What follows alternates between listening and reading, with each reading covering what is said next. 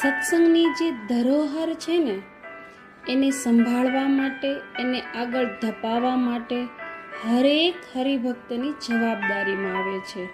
ચલો તમે બીજી ક્યાંય ધ્યાન ના આપો, એટલે જ તમે તમારા ચાઇલ્ડ છે એમને આ સત્સંગ ધરોહર આપવા માટે, વારસો આપવા માટે મંદિરે લઈ આવો, દેવદર્શન કરાવો, કથા વાર્તાનો યોગ કરાવો. તમે એને ગમે એટલું કહેશો પણ કદાચ ઘણી વખત એ માનશે નહીં માને.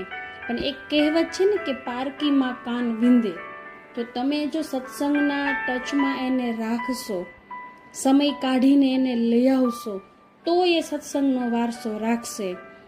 આ લોકોની દીધેલી ધન સંપત્તિ ગમે એટલી હશે, પણ જો સંસ્કાર ખૂટશે ને તો એ જ બાળકો મોટા થઈને તમારી સામે બોલશે, તમને અપમાન જેવા શબ્દ આપશે. પણ જો એની અંદર સંસ્કાર હશે, સંતોનો સંગ હશે, મંદિરે આવતા જતા હશે, દેવદર્શનનો યોગ હશે, કથા વાર્તાનો એને થોડો સંગ થયો હશે, તો તમારે અમુક શબ્દ એને નહીં કહેવા પડે, આપમેળે જોઈને શીખી જશે.